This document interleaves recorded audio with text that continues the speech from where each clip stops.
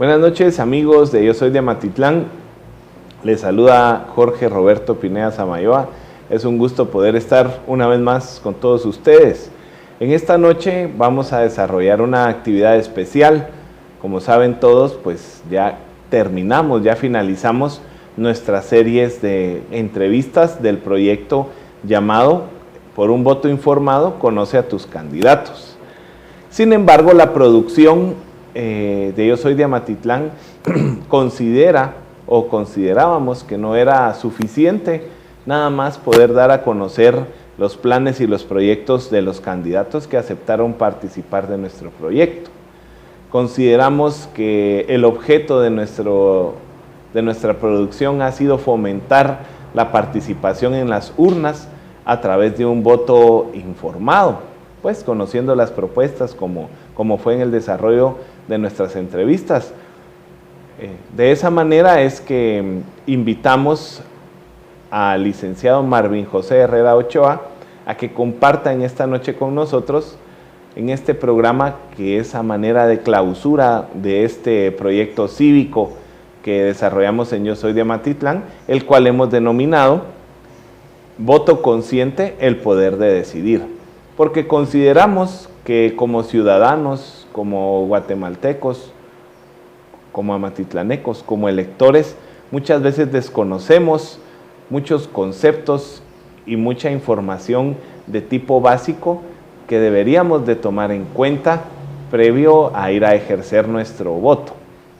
Por eso es que nosotros tomamos en cuenta a Marvin Herrera para que pudiera venir a compartir con nosotros, ya que él a través de sus redes sociales pues ha estado creando pequeñas cápsulas cívicas fomentando la participación y el ejercicio de un voto consciente. Así es que de esa manera pues le damos la bienvenida a licenciado Marvin José Herrera Ochoa. Buenas noches. Buenas noches, Jorge, muchas gracias por la invitación. Para mí es un gusto, un honor, un privilegio también el poder estar acá hoy y compartir este espacio, pues más allá de la producción, a todos aquellos a quienes pueda llegar el mensaje, y reitero mi gratitud por tomarme en cuenta. Muchas gracias. Ok, vamos a dar algunos datos biográficos de Marvin Herrera Ochoa. Él actualmente pues es licenciado en Investigación Criminal y Seguridad por la Universidad de Occidente, es bachiller industrial y perito en soldadura, graduado del Instituto George Karchesteiner, y pues aquí en Amatitlán su formación académica pues fue a través del Liceo Mixto San Juan y del INEVA, el Instituto Nacional de Educación Básica. Así es que pues podemos ver que la persona que nos acompaña en esta noche pues tiene una formación académica muy completa, ¿verdad? Para que puedan también ustedes tener la confianza de que lo que se les va a hablar ahora pues es de una manera certera y veraz. Marvin, quisiera preguntarte qué es lo que motiva a realizar estas cápsulas y este tipo de conversatorios. Bien, digamos que las motivaciones son varias y todas básicamente surgen desde el conocimiento de la realidad en la que vivimos, ¿verdad?, en Guatemala. El conocimiento de las oportunidades, pero también de todas aquellas carencias que existen dentro de nuestro ámbito social, y principalmente surge como una responsabilidad. Ya lo mencionabas, yo tuve el privilegio, la dicha de pertenecer a ciertas instituciones educativas en las que podemos decir claramente que tuve un favorecimiento del Estado para poder formarme. Para mí eso también representa y significa un compromiso, una responsabilidad, es una manera de retribuir, pero más que eso es porque hay por ahí un poco el don de gentes, ¿verdad?, y el tener muchas amistades, y en el compartir en diferentes espacios y diferentes momentos con estos amigos, que repito, gracias a Dios son muchos, hay una constante, y esa constante es, en primer lugar, de mucha incertidumbre, de mucha apatía, de mucha inconformidad, de mucha frustración también en cuanto al proceso electoral, ¿verdad? No solamente el que estamos viviendo en este año 2023, sino muchos previos, porque dentro de esta gama también de amistades no están, digamos, solo contemporáneos, sino que también se ha tenido la oportunidad de conversar con personas que son, digamos, más amigos contemporáneos de mi papá, de mi mamá,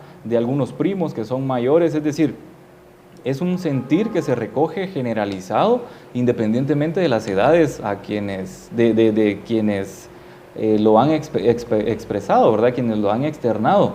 Entonces a mí me surgía la inquietud de poder adentrarme un poco a descubrir el fenómeno detrás de eso. Muchas cosas lo sabemos porque comúnmente sí tenemos como que esa capacidad de hablarlo, de externarlo, pero cuando ya te adentras a profundizar los motivos, las razones que te puedan exponer el por qué tienen esa postura, no te lo saben sustentar. Entonces eso era la parte que más me llamó a mí la atención, y tengo que ser muy honesto y reconocer que previo al inicio de este proceso electoral ya había surgido esa inquietud, y por tanto ya había iniciado como a documentarme un poco más, ¿verdad? Para entender la dinámica, para poder ir esclareciendo muchos elementos que son importantes poder comprender. Y pues los resultados son sorprendentes, y es algo con lo que definitivamente no te puedes quedar, hay que compartirlo, y esa es entonces la motivación principal, el poder motivar generando una mejor claridad, ¿verdad? De los criterios que la gente tiene para, en primer lugar, acercarse, porque una de las posturas primeras es yo no voy, yo no me acerco a votar, ¿verdad? Entonces poder motivar la participación y luego enriquecer también esos criterios de elección de los candidatos por quienes se puede emitir un voto. Esas serían las razones. Muchas gracias, Marvin. Bueno, yo considero dentro de la generosidad de las personas, la generosidad del conocimiento para mí es la que más valor tiene. Bueno, o que ni se puede ni siquiera valorizar porque para mí es tan grande, ¿verdad? Así que te agradezco, ¿verdad? Por compartir con todos nosotros este conocimiento que vos ya adquiriste. Gracias. Bueno, ya entrando entonces en materia de nuestro conversatorio, vamos a hablar un poco de política. Bueno, digamos que desarrollando un poco la línea de entender los conceptos, yo más que dar una parte de, como que fuera una cátedra y desglosar así a profundidad, digamos, el significado de cada uno de los conceptos, me gusta más hacer un poco la dinámica que sea precisamente atractivo, entender cómo en la práctica esto se desarrolla y por qué resulta que hay mucho rechazo en primera instancia a la participación dentro del ámbito político y el ámbito de las elecciones propiamente. Entonces, en primera instancia podríamos decir que todos en algún momento entendemos que política va sobre el ejercicio de ciertas propuestas para la dirección de un grupo de personas, ¿verdad? Sin embargo, las ideas equivocadas, y esta es la otra de las motivaciones, poder derribar muchos de esos tabúes que no nos permiten precisamente abrir la mente y darnos cuenta de que hay muchas más cosas detrás. Nos quedamos con aquellas expresiones de política y religión es mejor no hablar, pero también entra dentro de este campo la concepción de que la política está reservada para aquellos que forman parte de alguna agrupación partidista como tal, que forman parte de algún partido político y que va a realizar entonces una propuesta y una campaña durante un proceso electoral. Estas son las partes que tenemos que como que desmitificar un poco y romper esos tabúes, repito, porque resulta que la política como tal, en la riqueza del significado del concepto, implica esa dinámica, esa interacción entre todas las personas que conformamos una sociedad. Es decir, que la política está inmersa en todos los ámbitos en los que nosotros nos desenvolvemos, sea el trabajo, sea el estudio, sea, digamos, la parte de economía, en temas de salud, en temas de educación, en temas de transporte, en temas de bienestar para una comunidad. Es decir, dentro de todas estos ámbitos en los que desarrollamos nuestro día a día, la política está detrás de, porque la política al final viene a generar un hilo conductor para poder cumplir con ciertos objetivos, es decir, que ya nos va direccionando. Pero la parte elemental, que es lo que yo quisiera rescatar de entender este concepto de política, es que la política surge, o sea, esencialmente nace desde la convivencia social, desde la convivencia que tenemos unos con otros, le llamaríamos la praxis humana, esa interacción que tenemos día a día entre seres humanos, entre las personas que habitamos una sociedad, una comunidad. Y por tanto, entonces, desde aquí es donde surgen las necesidades que en algún momento tienen que ser cubiertas por aquellos que se enfocan en una política de servicio público o de servicios o administración y cargos públicos, que estos sí son los que conforman, digamos, la parte de los partidos políticos, ¿verdad? Que vienen a proponerse para estar dentro de la línea de gobierno de ciertos territorios y a partir de ahí cubrir estas necesidades. Pero entonces tenemos que entender que la riqueza es más alta, es que todos al final somos políticos. Y principalmente que todos debemos involucrarnos, o sea, el llamado, la invitación es fuerte a que tenemos, que podemos, pero principalmente es que debemos, porque las necesidades que estas personas que conforman los partidos políticos van a cubrir tienen que surgir desde nuestras necesidades. Por ejemplo, y a mí me gusta hablar mucho con esta línea de colocar ejemplos porque ayuda a terminar de entender la idea. Hay personas que ya están en el ejercicio, ¿verdad?, de un cargo público y la justificación por la que buscan una reelección es: cumplimos con nuestro plan de trabajo. Pero cuando te pones a escarbar, a ver realmente todo lo que cumplieron efectivamente en su plan de trabajo, te das cuenta que las necesidades reales o vitales de ciertas comunidades, de ciertos grupos, no fueron cubiertas, no fueron resueltas.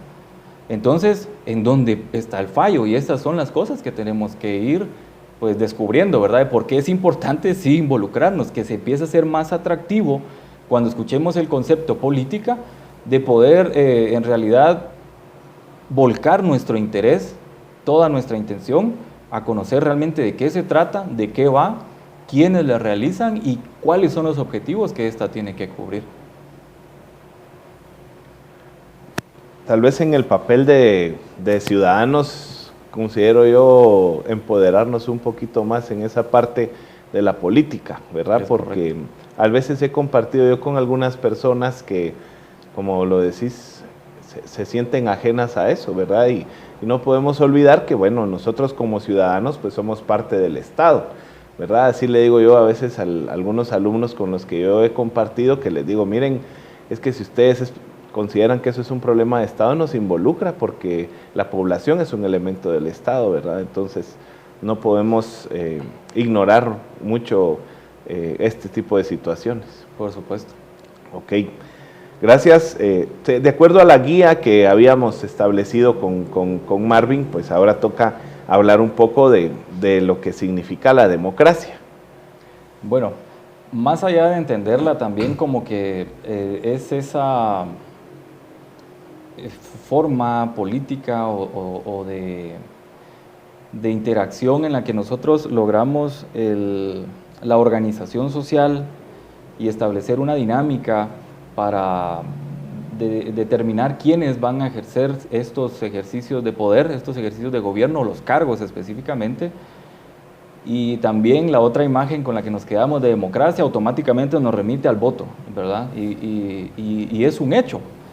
Esto forma parte de las características del sistema democrático, pero tenemos que entender que primero están complementados los conceptos de política y democracia desde el hecho de que quienes la ejercitan somos nosotros como individuos, como personas humanas que conformamos un colectivo, ¿verdad? Una sociedad.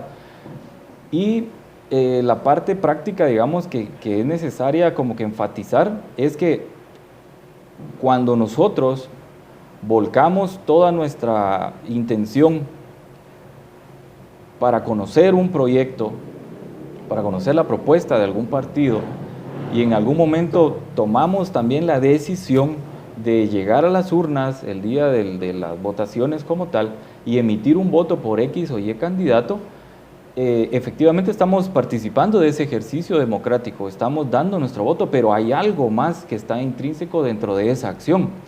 Guatemala es un país que desarrolla una democracia representativa, ¿verdad? Es decir, que efectivamente se da a través de la emisión del voto de los ciudadanos que están facultados y capacitados para poder emitir este sufragio, pero lo que nosotros principalmente debemos entender es que al nosotros otorgar este voto, al hacer ese chequecito, esa X dentro de las casillas correspondientes en las papeletas que se nos presentan, estamos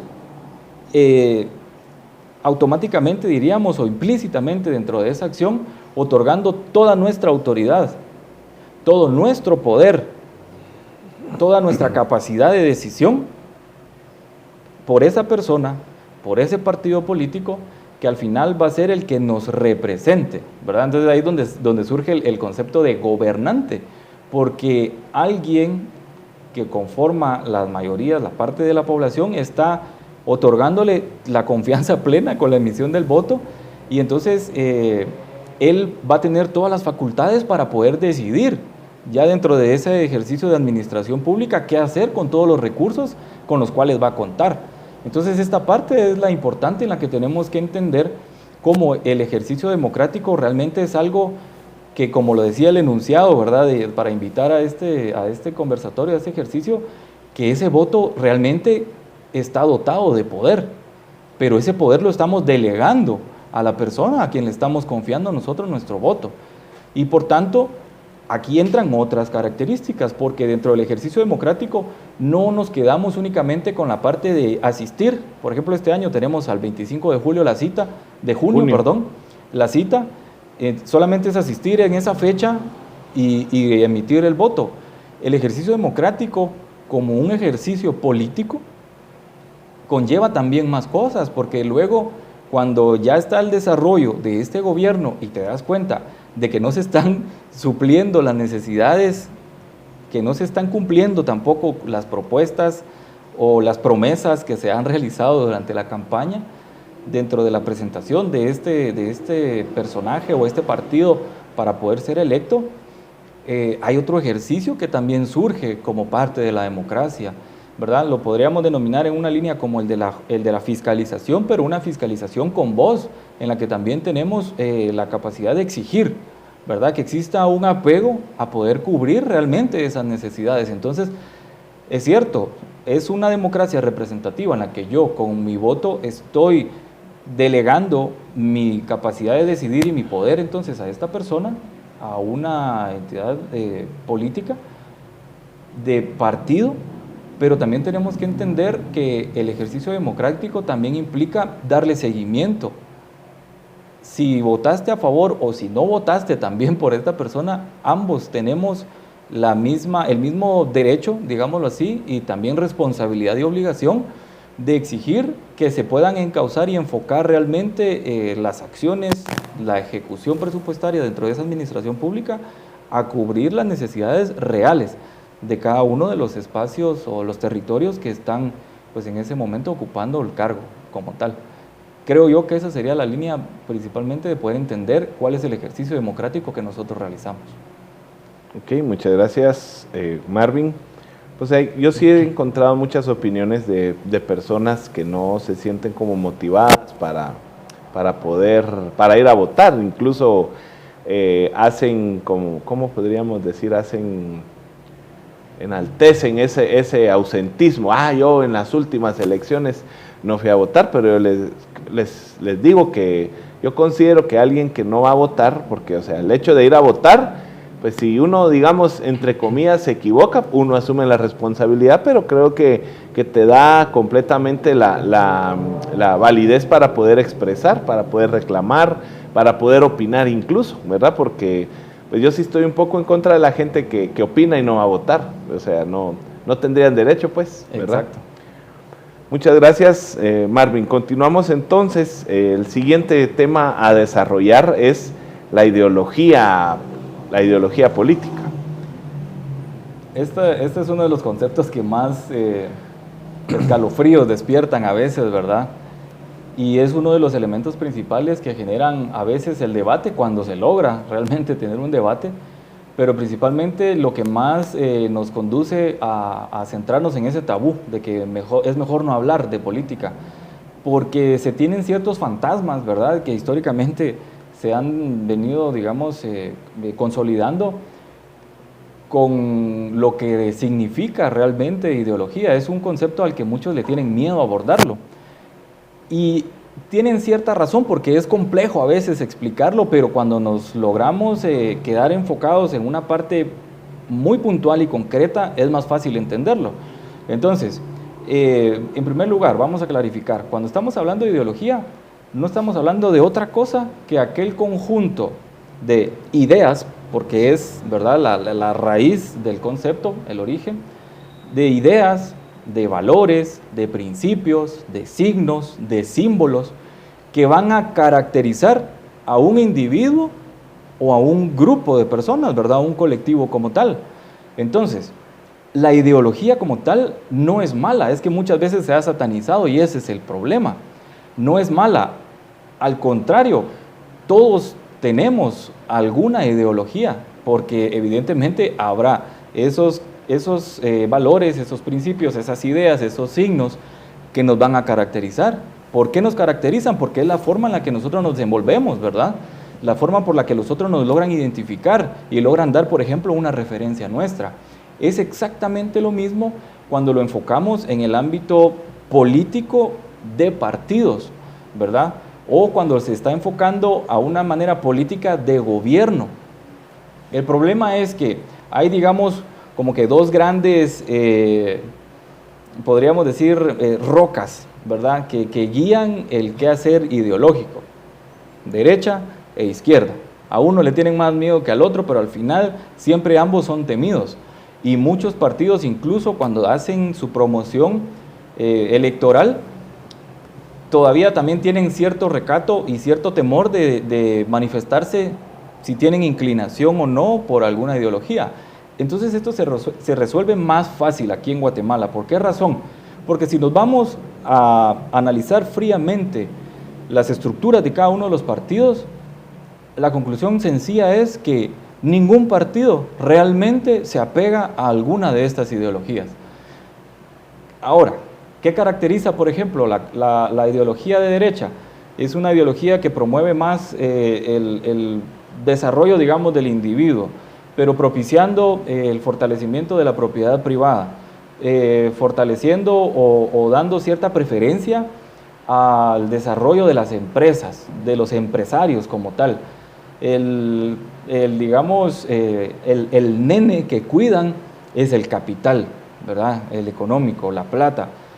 Y por otro lado, la parte más característica que tiene que ver con la forma de gobierno es que una ideología de derecha promueve la escasa o nula intervención del Estado dentro del quehacer básicamente económico que se va desarrollando dentro de esa sociedad, ¿verdad? Entonces, desde ahí podemos ya empezar a darnos una idea. Por otro lado, tenemos que la ideología de izquierda, ¿qué es lo que promueve? Promueve, por el contrario, el propiciar la unidad social, promueve fortalecer la sociedad en conjunto, promueve, por otro lado, también, digamos, dentro de sus características, el bienestar común, ¿verdad? O sea, que haya una satisfacción de necesidades más generalizada y no tanto de privilegios para unos pocos. Definitivamente promueve que sea el Estado el que administre dentro de la recolección, digamos, de todos los impuestos que el Estado percibe, y sea exclusivamente el Estado quien los administre y que sea el que otorgue de una manera equitativa el desarrollo de estos impuestos. Y aquí es donde surge quizá uno de los fantasmas por los cuales se le sataniza más a esta ideología. Y es que, por ejemplo, dentro de esta línea de la recolección de impuestos, promueven esa igualdad, mejor dicho, ser equitativo. Entonces, quien menos puede tributar, esa va a ser su carga. pero quien más puede tributar también va a ser acorde a esa capacidad la carga que va a tener para poder tributar. Entonces es la parte donde el modelo económico le rehúye, lo sataniza y lo pone de que no es viable. Pero cuando te pones a profundizar realmente todas las bondades que también tiene esta ideología, podría ser perfectamente aplicada. De hecho, hay países desarrollados en Europa, en América y en casi que todos los continentes, en los que podríamos mencionar que son gobiernos abiertamente apegados a una ideología de izquierda, y te das cuenta el nivel de desarrollo que esa población tiene. Entonces la ideología como tal no es el problema es la forma en la que se desarrolla el gobierno, como bien lo mencionabas hace un momento, no es el Estado como tal, porque el Estado lleva muchos elementos, ¿verdad?, que lo conforman, nosotros somos parte de ese Estado. El problema es la forma en la que se desarrolla el gobierno, en la que se administran los recursos, y ahí es donde entonces, ¿qué es lo que sí tenemos en Guatemala? No tenemos un desarrollo específico de las ideologías, lo que tenemos es el desarrollo puntual de un modelo económico que comulga con la ideología de derecha porque está, digamos, guiado por el interés del capital, y por eso el modelo económico se llama capitalista, ¿verdad? Con ciertas variantes, en esto serás experto vos, con variantes, por ejemplo, que en algunas formas de desarrollarse son más liberales, en otras más neoliberales, es decir, más drásticos en decidir en dónde entra y en dónde no entra el Estado, ¿verdad? Pero ese es, digamos, el enfoque. Como partidos, básicamente no tenemos ningún enfoque de ideología.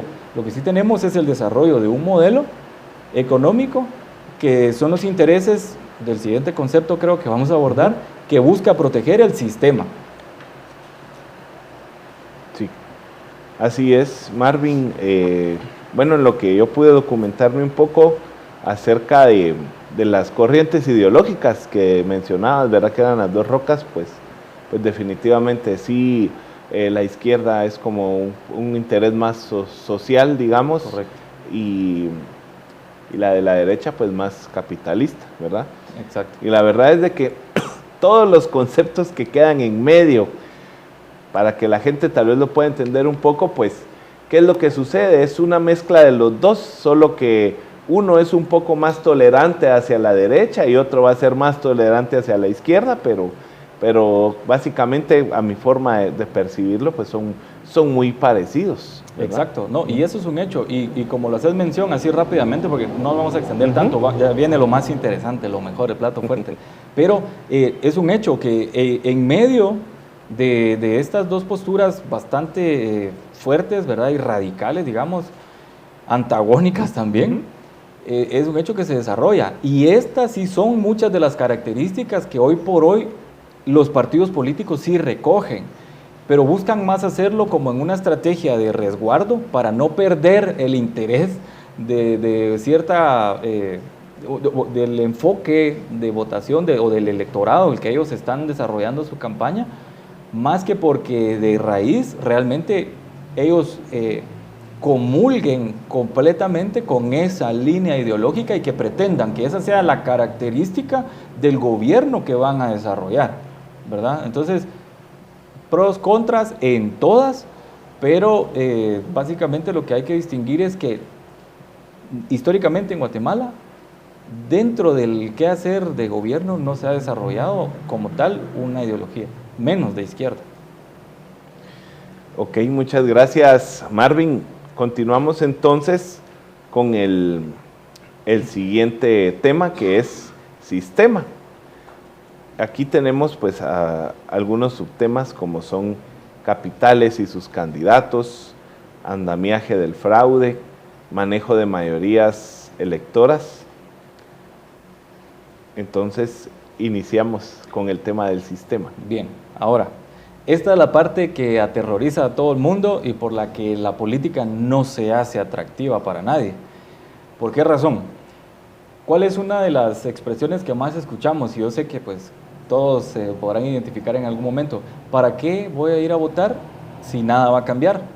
Van a quedar los mismos de siempre. Ya la última palabra está dicha y mi voto no va a ejercer ningún cambio, ¿verdad?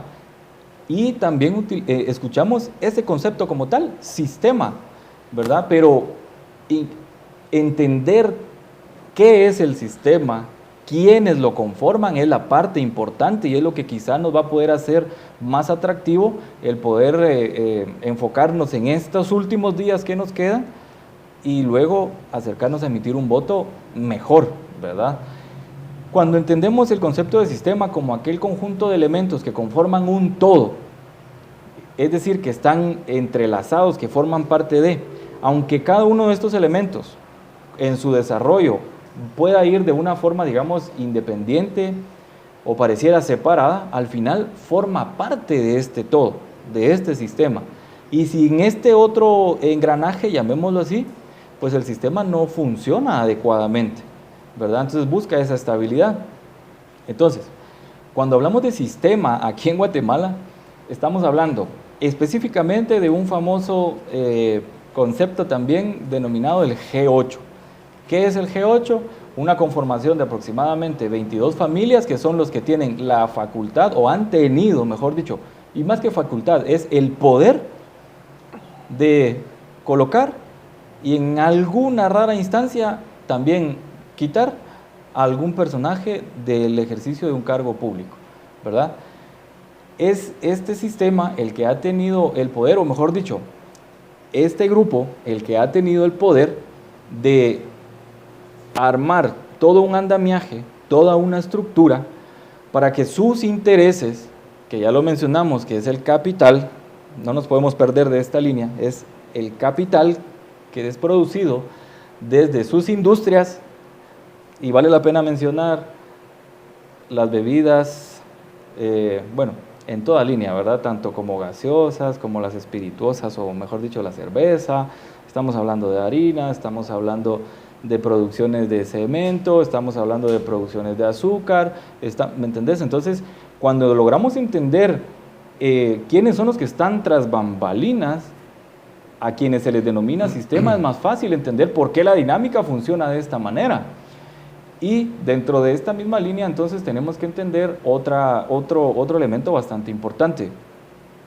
Y es que ese poder lo traen arraigado desde hace mucho tiempo. Y vienen, digamos, muy fortalecidos de muchos privilegios que le dan evidentemente la capacidad económica para poder llegarle al precio a quien le tengan que llegar, si esa persona, si esa institución, si ese actor representa una incomodidad o una amenaza para esos intereses, ¿verdad? Entonces, entendiendo un poco ya esta dinámica a qué nos referimos con el concepto de sistema, porque muchas veces de una manera equivocada, pero no del todo, se tiende a entender que sistema es, por ejemplo, solo aquella corporación de empresas, ¿verdad? No vale la pena mencionarle el nombre por sus siglas, pero creo que todos entendemos por quién está conformado. No es exclusivamente de ellos, ellos son uno de esos elementos que conforman todo el sistema. Entonces es la parte que tenemos que entender, que el monstruo, porque esa es la parte interesante, que tenemos que conocer cuál es el monstruo al que nos enfrentamos. ¿Y por qué es denominado sistema? Porque principalmente es que su dinámica funciona y les da los resultados que ellos necesitan. Entonces, entendiendo esto, ahora vamos a ver que dentro de la dinámica de un proceso electoral, cada uno de estos elementos promueve o financia a un candidato. Y generalmente, y sin equivocación, desde 1985 hasta la fecha, los candidatos que han sido promovidos por estos elementos del sistema han sido los que han llegado a gobernar. En la figura del presidente, pero acuerpados también desde los diputados que van con ellos, ¿verdad?, unidos, haciendo las votaciones para que esos beneficios se sigan perpetuando. Hay que hablar todavía más claro para entender cómo es el sistema y principalmente cuáles son estos actores promovidos por el sistema que ya nos dan el primer criterio esencial de por quién no debemos votar, porque es perpetuar este sistema. Luego vamos a hablar de otros productos, ¿verdad?, de este sistema para terminar de entender por qué es importante hoy lograr plantarnos y poder ofrecer por lo menos una lucha que permita anularlos, bueno, no anularlos, sino que en esta ocasión quizás no logren ganar, que su mecanismo no logre el objetivo. Tenemos la división de estos 4 elementos, diríamos, que conforman el sistema, los podríamos denominar como 4 capitales. El primer capital es el capital conformado por la oligarquía y militares. Es un capital que está establecido desde la colonia hasta la fecha, ¿verdad? Y evidentemente están ahí aquellos monopolios, oligopolios más fuertes, más sólidos del país. Pero el tinte militar es importante también que lo tengamos presente. ¿A quién promueven ellos? ¿A quién financian la campaña? ¿Quién es su candidato? La señora Suri Ríos. Por otro lado tenemos el capital corporativo, que este sí es el que pertenece a ese conglomerado empresarial que todos sabemos que se llama CACIF. Pero también entra dentro de los intereses de este capital, por ejemplo, la banca. Y entonces estamos hablando de un capital que también ya es transnacional, ¿verdad? Que busca otro tipo de intereses, ¿verdad? La poca imagen atractiva que pueda existir en el exterior para Guatemala, ellos lo buscan resguardar. ¿Y a quién promueven? ¿A quién financian? Al señor Edmond Mulet. Luego tenemos el capital emergente. Bueno, el capital corporativo se empezó, digamos, a desprender del oligárquico y a tomar fuerza de una manera independiente a partir de la revolución del año 44. Y desde entonces, pues ha logrado consolidarse. Es importante que tengamos las fechas porque si nos damos cuenta, desde la colonia prácticamente viene establecido esta línea de poder, pero luego se han desprendido ciertas aristas, estos elementos que terminan de conformar el sistema, pero al final son los mismos. Y luego tenemos el otro capital interesante que es el capital emergente. Este capital viene un poco más ensuciado, ¿verdad? Está ensuciado porque trae actores que pertenecen a estas familias, que pertenecen también al conglomerado empresarial, pero que también ya le dieron cabida, por ejemplo, de una manera abierta y descarada al narcotráfico, que le dieron cabida a gente que ha ocupado puestos de gobierno, dígase militares o civiles, y que desde esa línea se han enriquecido y que tienen entonces la dosis de poder suficiente para pertenecer a esa élite y por tanto para poder decidir y deliberar quién entra y quién no a participar, a quién promueven, a quién financian, a la señora Sandra Torres.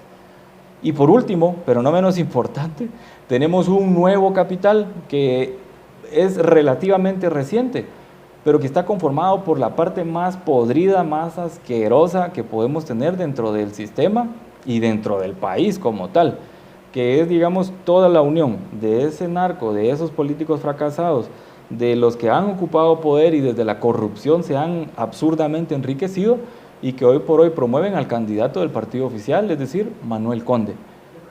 Con estos 4 elementos que tenemos claros, podemos decir, bueno, aquí está uno de los primeros criterios esenciales de por quiénes no debemos votar, pero entendiendo entonces el por qué no debemos votar. Por si no queda claro, entonces es lo que te mencionaba. ¿Qué es lo que tenemos que analizar? ¿Qué es lo que ha producido realmente este sistema? Y habría muchas imágenes que podríamos compartir, pero creo que hoy por hoy, en esta era tecnológica, todos tenemos acceso a poder ver estas imágenes. Todos hemos podido tener un acercamiento a ellos, a este contenido. Y es que resulta entonces que Guatemala, una de las situaciones más que pueden generar cierta rabia, ¿verdad? Frustración, enojo, cólera, ira, no sé, puede despertar muchísimas emociones, es el tema de la desnutrición, ¿verdad? El producto principal, que prácticamente la mitad de nuestros niños entre 0 a 5, 0 a 10 años, padecen de desnutrición. No es solo el tema del hambre, es el tema de que a futuro estos individuos de nuestra patria, de nuestro país, de nuestra república, no van a ser productivos porque no tienen la capacidad cognitiva en inicio para poder formarse, para poder prepararse, para poder desarrollar competencias y entonces poder desarrollarse por sí mismos, poder valerse por sí mismos dentro de la dinámica social que ya sabemos todos que es muy salvaje, ¿verdad? Es muy fuerte la realidad. El sobrevivir en un país con las condiciones como las que nosotros tenemos. ¿Cuál es otro de los galardones que se le pueden establecer al sistema? Se habla de los tratados de paz, por ejemplo, ¿verdad? Firmados en el ¿qué? 96, con el personaje Álvaro Arzú. Y yo recuerdo, voy a aprovechar aquí un paréntesis, porque yo recuerdo que un amigo mío desde la primaria, por ejemplo, disertaba dentro de un ejercicio de oratoria justamente este contenido. ¿Dónde está la paz? Porque el papel evidentemente aguanta con todo, los acuerdos son muy bonitos, pero la realidad que palpamos día a día es otra. Entonces no es que, por ejemplo, digan, o muchos quieren justificar, no, es que la parte violenta, la parte sangrienta de la historia de Guatemala se vivió solamente durante el conflicto armado interno. No podemos quedarnos con esa idea, con esa concepción y comprar también ese discurso. La realidad es que hoy por hoy, para defender muchos de sus intereses, ¿qué intereses? Los de este sistema, seguimos viviendo en una dinámica altamente violenta, que sigue condenando la realidad de nuestros habitantes al duelo, al luto permanente, en el que no te puedes desarrollar. En la línea económica, por ejemplo, y de esto también sabrás más, lo que cuesta ser un emprendedor en nuestro país. ¿Cuántos requisitos, cuántas limitantes, cuántas exigencias?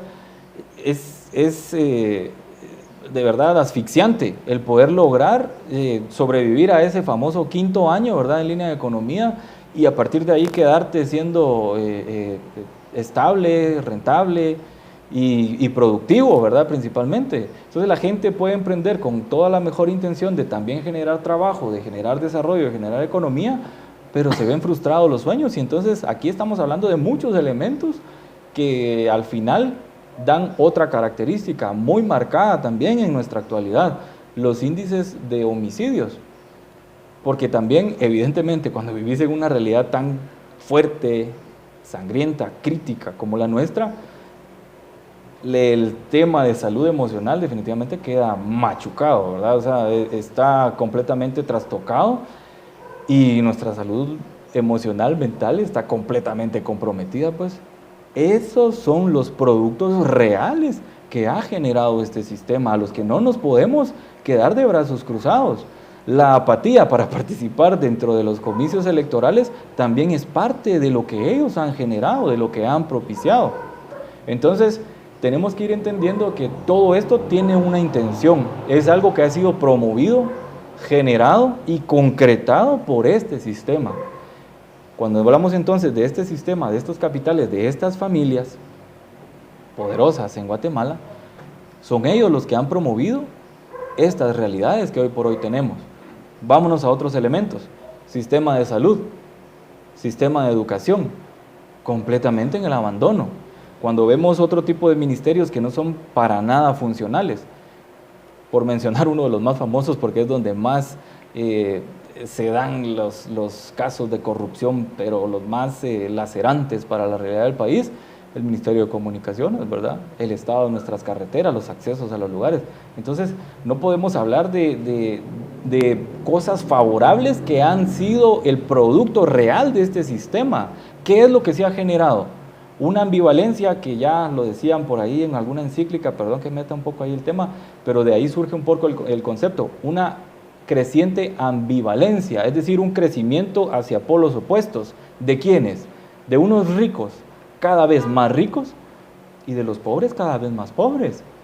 Pero el enfoque principal es que estos ricos son muy pocos, pero estos pobres cada vez son más, cada vez son unas grandes mayorías que sobreviven el día a día en nuestro país, que soportan jornadas extensas de trabajo por un mísero salario, que evidentemente no le va a generar para nada la motivación, la atracción de ver, bueno, vamos a ver cuántos partidos hay, vamos a ver quién es el mejor candidato. No tienen tiempo. Nosotros, desde nuestros privilegios, que hemos sabido aprovechar también las ciertas oportunidades que se nos han brindado, tenemos la capacidad de darnos estos espacios de ocio para poder compartir, para poder dialogar, para poder debatir, intercambiar ideas. Pero la gran mayoría de nuestros hermanos guatemaltecos sobreviven día a día. Entonces es incapaz de exigirles ese peyorativo voto inteligente. Es que la gente no es que no sea inteligente, es que no tiene tiempo para enfocarse en esta dinámica pero es algo que también ha sido promovido por este sistema. Cuando logramos entender entonces todas estas características, probablemente nos llame más la atención decir, bueno, sí, voy a ir a buscar dentro de las propuestas que puedan ser rescatables y esta vez poder hacer un mejor voto. Otra dinámica que también, y como decías, ¿verdad?, que está desglosado, es que hay una palabra interesante, yo la he promovido mucho, y es la palabra del fraude. Pero el fraude no consiste en esa dinámica tan descarada, al menos no hemos llegado a esas instancias, de que van a tener la capacidad de ir y violentar todas las juntas receptoras de votos y decir, aquí le vamos a meter 1000, aquí 2000, aunque no haya llegado esa cantidad de votantes. No, gracias a Dios a ese nivel no hemos llegado.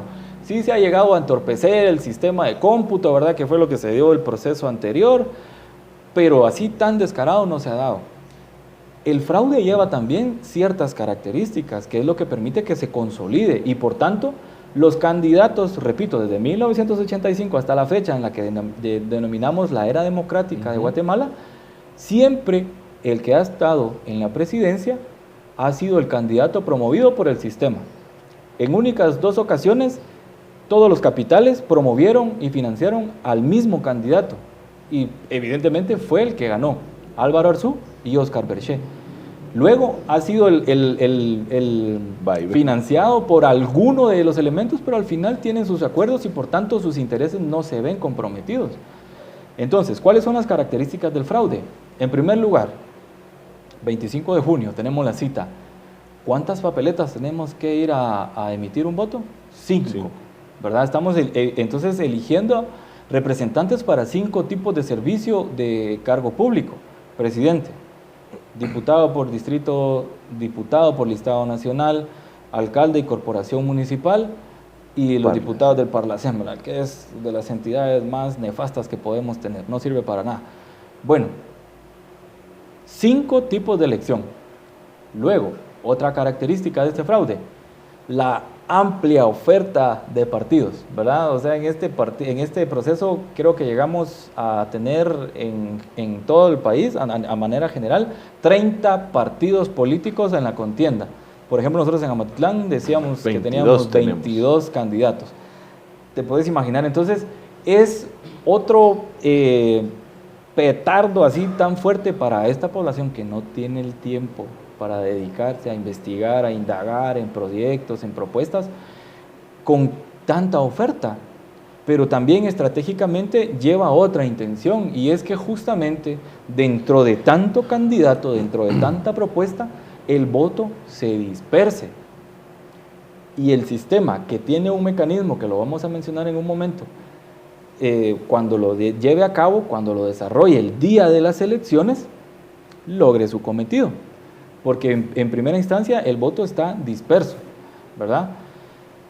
Por otro lado, otra de las características que tenemos, es el manejo de los medios. ¿Estamos en una era tecnológica? Sí. ¿Las redes sociales tienen un impacto alto? Sí. Pero la realidad es de que dentro de los índices de pobreza, que es otro de los triunfos que tiene el sistema que nos gobierna, que tiene pues, el poder, las mayorías empobrecidas no tienen tanto el acceso a un dispositivo móvil con internet y todo lo demás, pero sí tienen el acceso a los medios de comunicación convencionales, dígase radio principalmente, y en la instancia más privilegiada, televisión. Y entonces si nos damos cuenta, dentro de la corporación de canales nacionales, ¿quiénes eran permanentemente invitados a esos foros, debates, pero que realmente siempre fue en una dinámica de foro? Los candidatos promovidos por estos capitales. Entonces ya nos da una luz a decir, tiene sentido, ¿verdad? Como bien decías, y yo aquí sí quiero hacer una aclaración, todo lo que yo estoy mencionando está debidamente fundamentado y cualquiera puede ir y desde su teléfono, desde su tablet, desde su computadora, en las fuentes abiertas, encontrar exactamente la misma información que hoy se está trasladando desde mi palabra. Pero entonces, en estos foros fueron invitados permanentemente los invitados promovidos por estos capitales, los candidatos, del sistema, una que otra ocasión invitaron a alguien, porque no, para no ser tan descarados, ¿verdad? No ser tan evidentes, ¿verdad? No exhibirnos, diríamos hoy en el léxico de memes también. Pero entonces, hubo foros con otros candidatos, sí, pero los que fueron 3, 4, 5, 6, no sé ni cuántas veces, una gran cantidad de veces a esos ejercicios, fueron los candidatos promovidos por el sistema, financiados por el sistema. Luego tenemos también el otro recurso que son las famosas encuestas. Cuando te das cuenta, quienes puntean en esas encuestas son los candidatos promovidos por el sistema y sus capitales. Entonces ya empieza a hacer todavía más sentido cómo es que se va fraguando, ¿verdad?, paso a paso esto.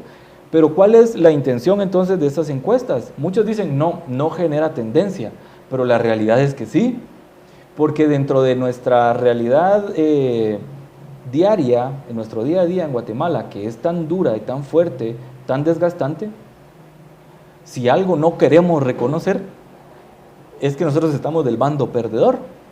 Nosotros, me refiero a las grandes mayorías que pertenecemos a la clase media, ¿verdad? Todos los clase medieros que entramos que media baja, media alta, media, hay un montón de categorías, pero al final todos media, ¿verdad? No pertenecemos a la élite, así de simple. Si no perteneces a la élite, sos del resto, estás en el otro bando. ¿Cuál bando? El bando perdedor. ¿A quién le gusta estar del bando perdedor? A nadie. Entonces, de una forma psicológica también estás empujando desde la necesidad de satisfacer valga la redundancia, la necesidad de identidad, de pertenencia. No, pues yo voy a ir y voy a votar por el que va a ganar. ¿Por qué le voy a dar yo mi voto a un perdedor? Y ese es el criterio. Ni siquiera es analicé la propuesta, tiene una buena ideología, tiene un buen grupo que lo acuerpa, el partido político es fuerte, tienen muchas fortalezas, No hay ningún tipo de ese criterio, simplemente es yo voy a darle mi voto al que va a ganar, si no voy a ir a desperdiciar mi voto. Entonces te das cuenta que muchos criterios son muy blanditos, ¿verdad? Y muy malos también en cuanto a enfoque, ¿verdad? Para poder establecer quiénes. Pero, por si nos quedaba alguna duda de que estos elementos forman parte de esa construcción del fraude, les voy a dar un dato más. Lo pueden ir a corroborar. Resulta que el 5 de junio, yo no sé por qué estoy con julio, yo creí tanto meme de julio ya viene y todo lo demás se me quedó, pero en fin, no perdamos la formalidad. El 5 de junio debió ser presentada una encuesta que es de las denominadas más confiables, promovida, o mejor dicho, realizada por ProDatos. Y a partir de los resultados de esa encuesta, tradicionalmente se ha promovido el último foro o debate presidencial. Porque quienes llegan a ese foro o debate presidencial, los punteros que arrojó el resultado de esa encuesta. Sorpresa, el 5 de junio no fue presentada esa encuesta, los resultados de esa encuesta. Y dentro de los que sí son politólogos, expertos, sociólogos que se dedican a este análisis político y del proceso, el desarrollo del proceso electoral, mejor dicho, que tienen unas fuentes pues mucho más sólidas y contundentes, exponían que la razón principal es porque uno o dos de estos candidatos promovidos por los elementos del sistema ya no figuran siquiera entre el cuarto y quinto puesto. Entonces se les está cayendo su circo, se les está cayendo ese andamiaje que siempre les ha funcionado. Y entonces no van a generar la tendencia de la gente a decir, yo iba a votar por este, pero no, ahora resulta que entonces mejor le voy a apostar a él.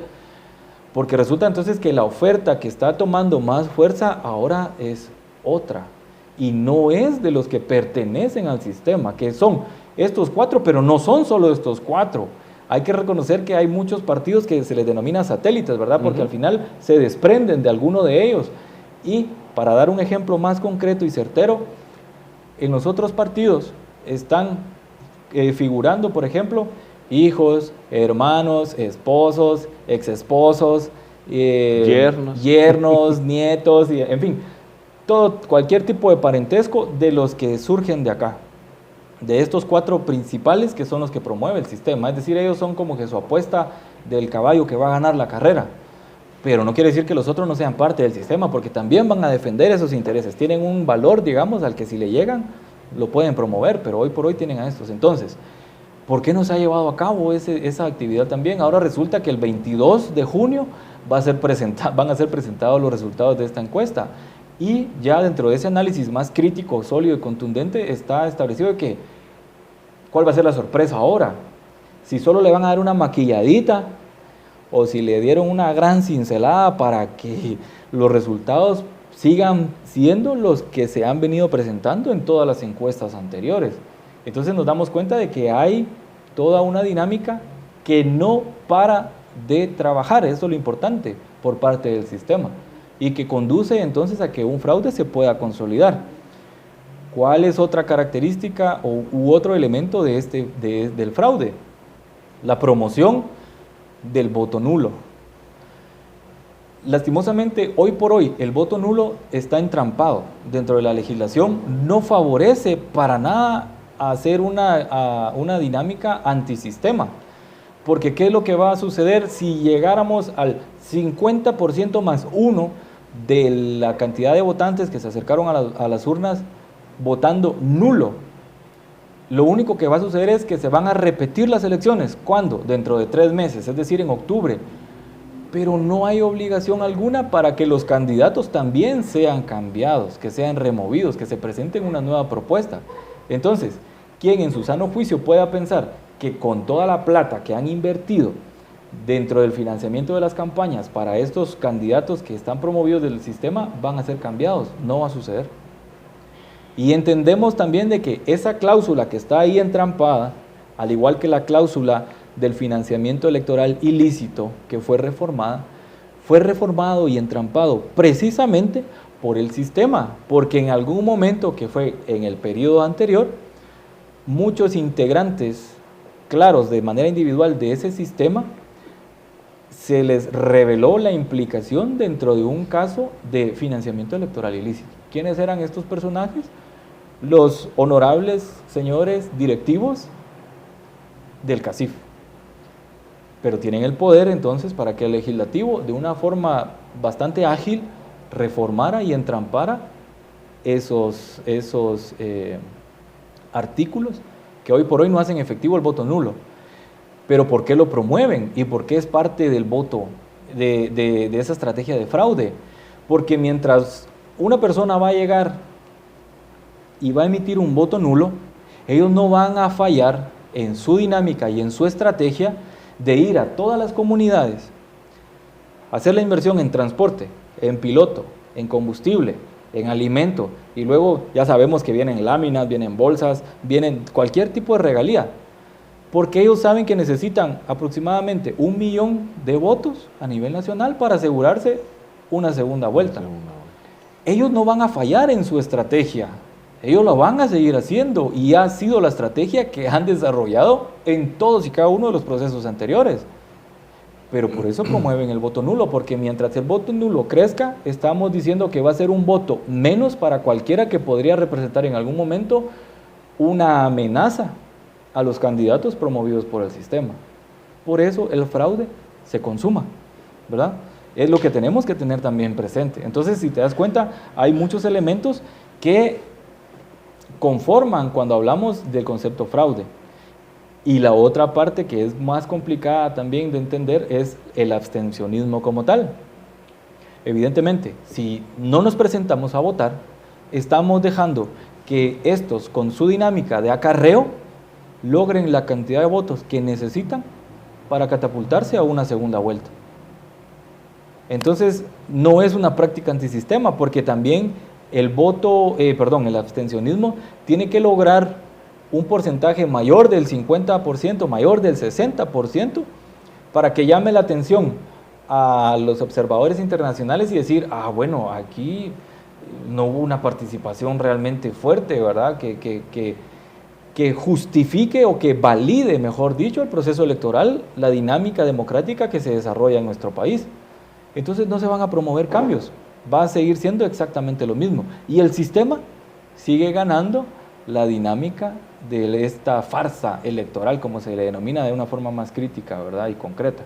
Entonces, va por ahí, digamos, la mayoría de las características, pero si lo logramos entender, si logramos apegarnos a este hilo conductor y entender cómo funciona esta dinámica, evidentemente podríamos, esperemos, ¿verdad?, encontrar esa motivación para decir, bueno, entonces, como lo decían aquellos en su invitación, tu voto, ¿verdad?, el poder de tu voto, o sea, si yo me acerco y emito un buen voto, entonces sí estoy ejerciendo mi dosis de poder como ciudadano individual, porque no estoy dejando que estos personajes que conforman el sistema logren su cometido y que su estrategia también siga cumpliéndose, ¿verdad?, llevándose a cabo.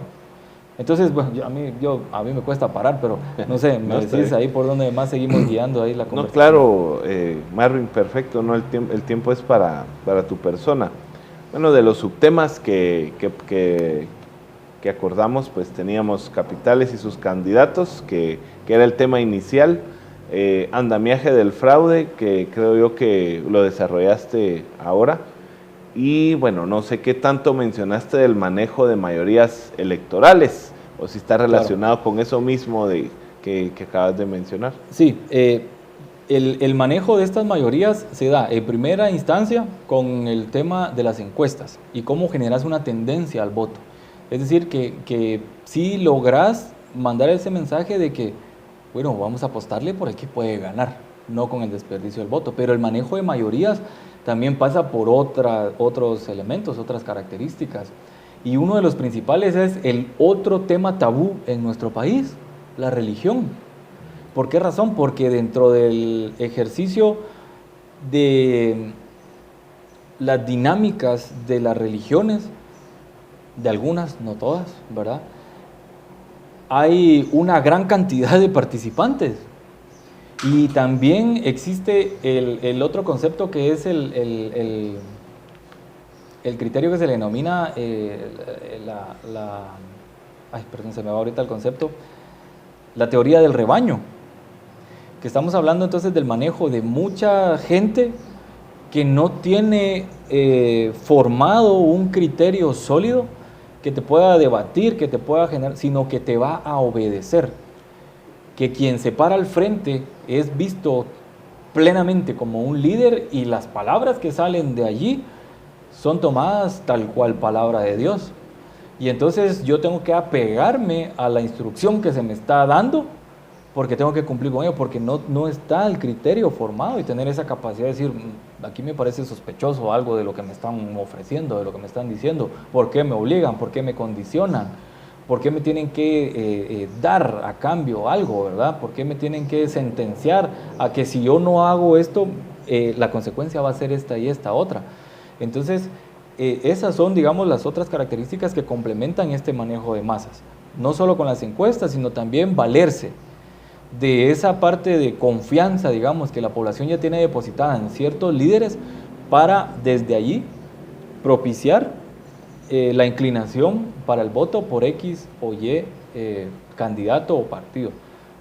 Cuando estás hablando entonces de que no estás promoviendo una masa crítica, sino por lo contrario, estás promoviendo que se siga votando de una manera muy automatizada. Por ahí diría la idea. Ok, muchas gracias. Bueno, el tema del abstencionismo, voto nulo, participación, del voto consciente versus el sistema, eso ya también fue desarrollado. Vamos a ver acá entre nuestras notas. Bueno, pues básicamente los temas que teníamos elaborados previamente, pues ahí están cubiertos, Marvin, pero no sé si quisieras agregar algo más, alguna idea que se te quedara por ahí pendiente. Creo que otra parte importante es que podamos entender el tema de los perfiles de los candidatos y los perfiles de los políticos, de los partidos políticos. ¿Por qué razón? Lastimosamente se ha debilitado tanto el perfil de los políticos que básicamente, lo vamos a decir de una manera muy popular, cualquiera puede participar.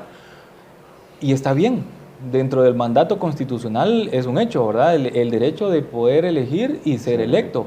Por supuesto, está magnífico.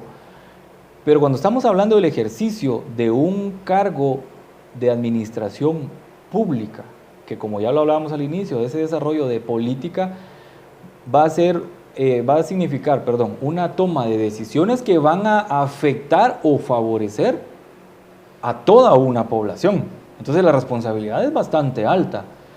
De igual forma, yo tengo el derecho a ser médico, yo tengo el derecho a ser arquitecto, tengo el derecho a ser ingeniero, a ser auditor, a ser investigador, tengo el derecho a formarme y desarrollar, ejercer el ejercicio profesional, valgan las redundancias que se me escapan, en cualquier ámbito, en cualquier materia, por supuesto. También lo tenés promovido desde la misma Constitución, digamos, ¿verdad? Como tus derechos ciudadanos.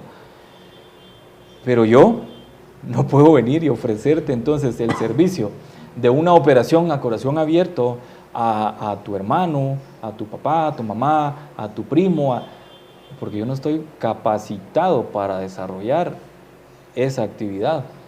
Tengo el derecho, por supuesto, pero yo no tengo las capacidades, ni las competencias, ni los requisitos mínimos para poder ejercer desde esa perspectiva, desde ese servicio, ¿verdad? De igual forma, por ejemplo, u otra manera de poder valorar esta idea, decimos, parece que en Guatemala ya no hay buenos ingenieros porque ahora cualquier puentecito que construyen rapidito se cae. No es que no exista la calidad de profesionales en nuestro país, lo que pasa es de que desde las decisiones políticas se lleva a gente incapaz, incompetente, a ocupar cargos que tendrían que estar ocupados por estos que sí están capacitados, que sí están facultados para poder desarrollar ese ejercicio profesional. Entonces, si entendemos que el servicio de administración pública también requiere de una capacidad, de una formación mínima necesaria para poder desempeñar el cargo, quizá podemos elevar entonces el perfil de los políticos que se presentan dentro de una contienda electoral. Entonces es algo también necesario. Y hago mención de esto, ¿por qué? Porque entonces nos dejamos llevar por esas tendencias generadas en redes sociales, ¿verdad? En esta contienda hubo un famoso en TikTok que era de lo peor que podíamos tener presente, pero que también desde esos ridículos de hacer bailecitos, de hacer tendencias que se van promoviendo en las redes, se logra la identificación con la población y que ese sea el criterio para votar. Pero no estamos entonces abordando el criterio de decir, bueno, ¿por qué yo voy a favorecer con mi voto a este personaje, a este partido? No estoy viendo que tenga la capacidad, en primer lugar que tenga el conocimiento de la realidad de Guatemala y entonces que sepa enfocar todos los esfuerzos para atender esas necesidades. Por otro lado, si tiene el conocimiento, también tiene que tener la capacidad para desarrollar y atender cada una de esas necesidades desde lo que el Estado ya tiene dentro de sus instituciones para poder atenderlos, ¿verdad?, a la población como tal. Entonces nos damos cuenta que el ejercicio no es solo porque sí.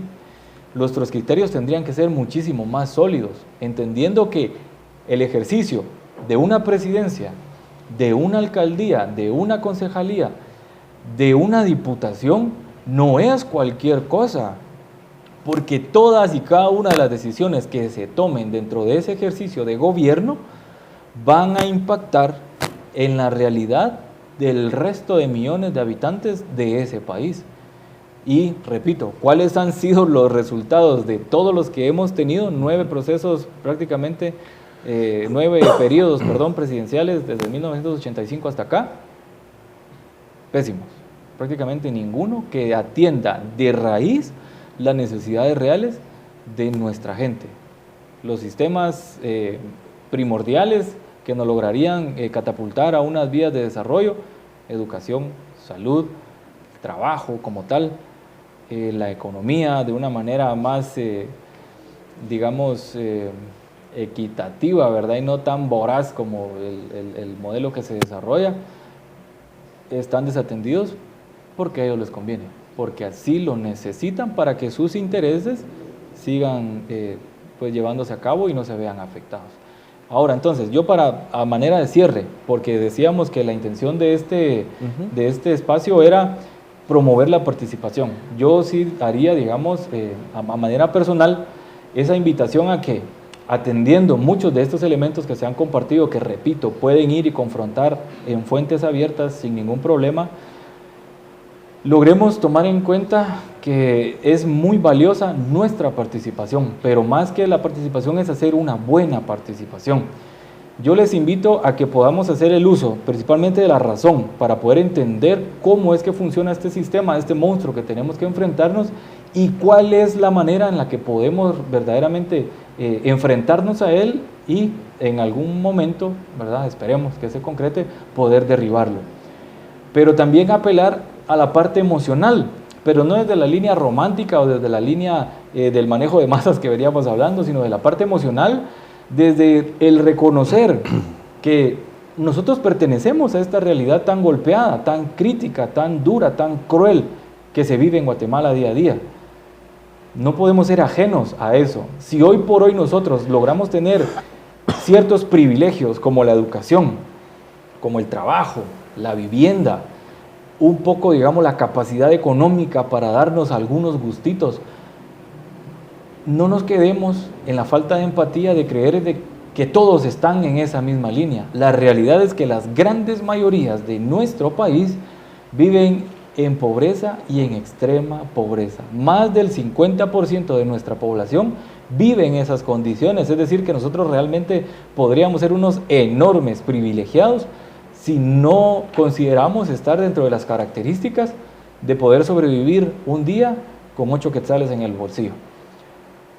Desde esos dos elementos esenciales, yo hago la invitación a participar y principalmente a incomodar con este tema de política en nuestra casa, en nuestros trabajos, en la casa de estudios en la que podamos estar, en el espacio de deporte, en el espacio de ocio que podamos tener, en cualquier lado. Tenemos una semana que puede ser muy valiosa si logramos ir replicando este mensaje, si nos logró quedar claro y puedes decir, mira, yo entendí que realmente mi voto puede tener una dosis de poder positivo para la construcción de la democracia en nuestra república.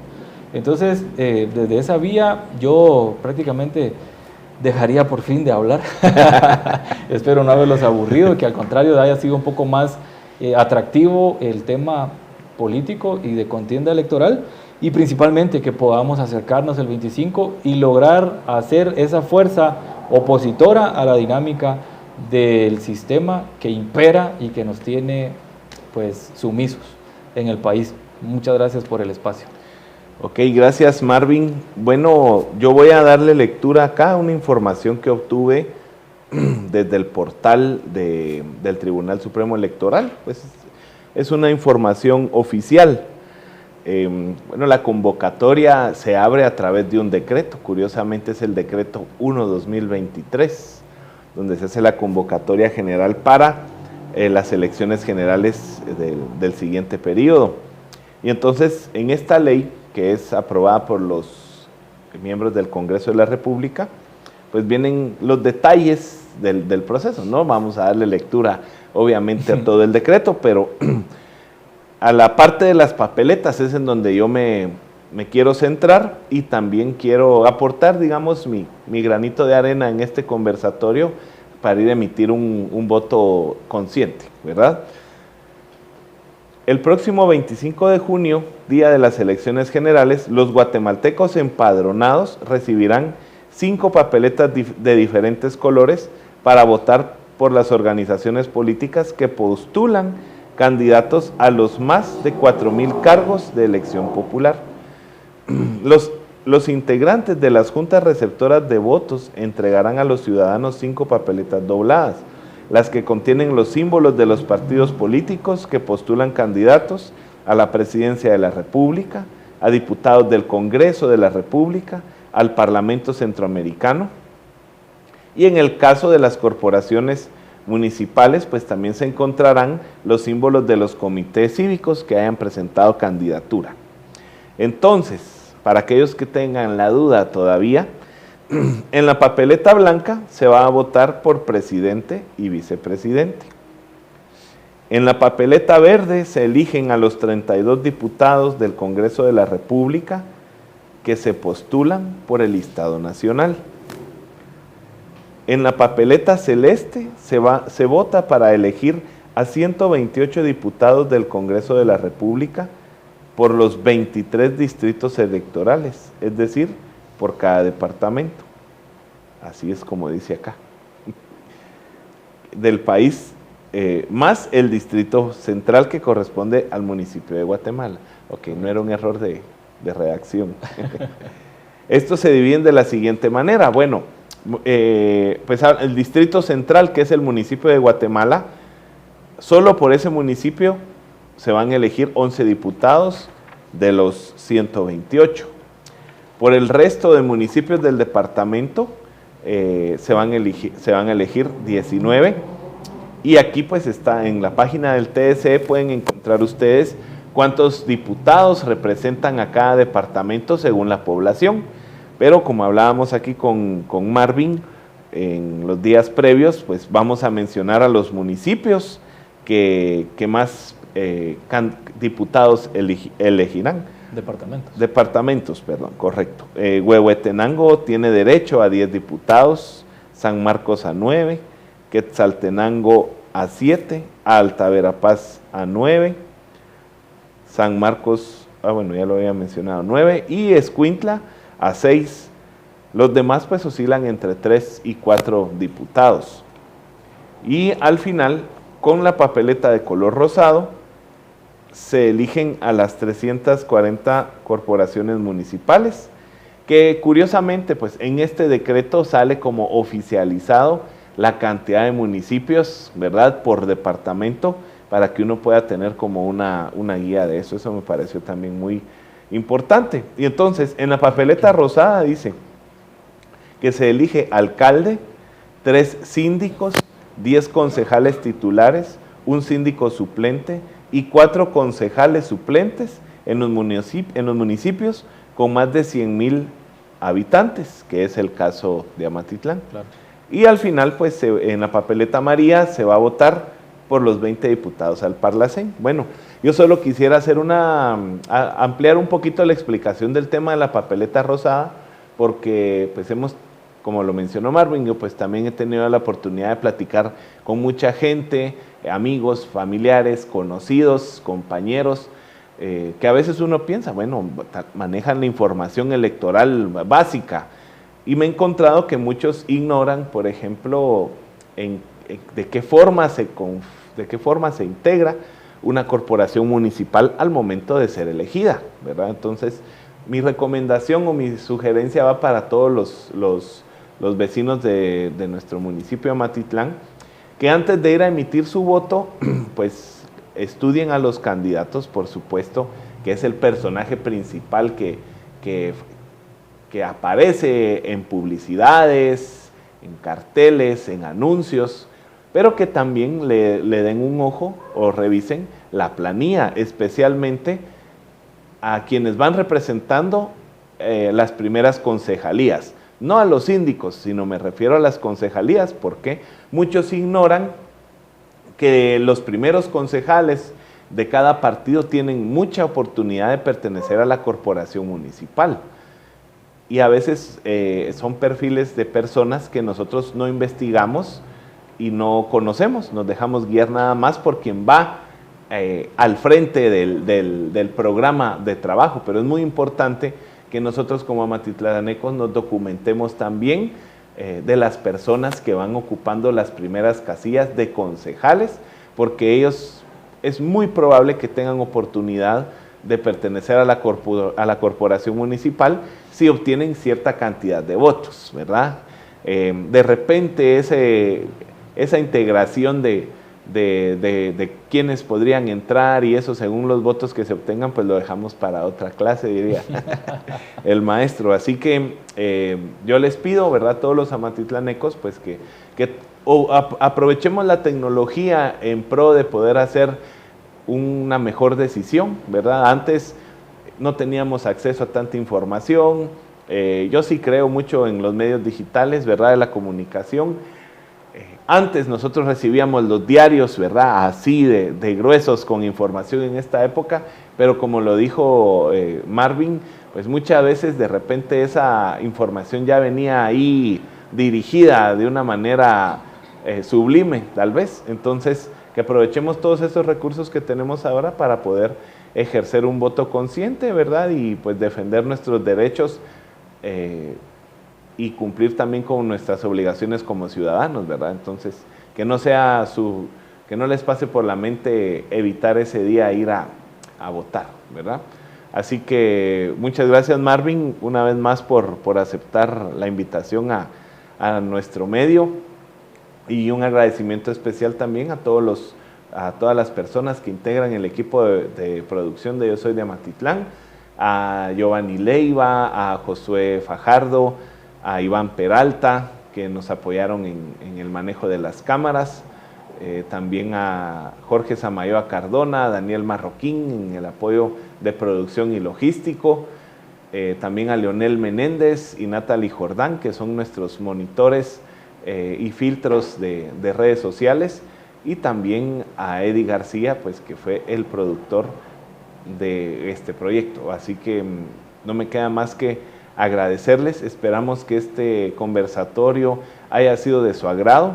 También lo vamos a subir en nuestro canal de YouTube para que ustedes lo puedan reproducir con la mejor de las calidades y lo puedan pausar, regresar y analizar a profundidad.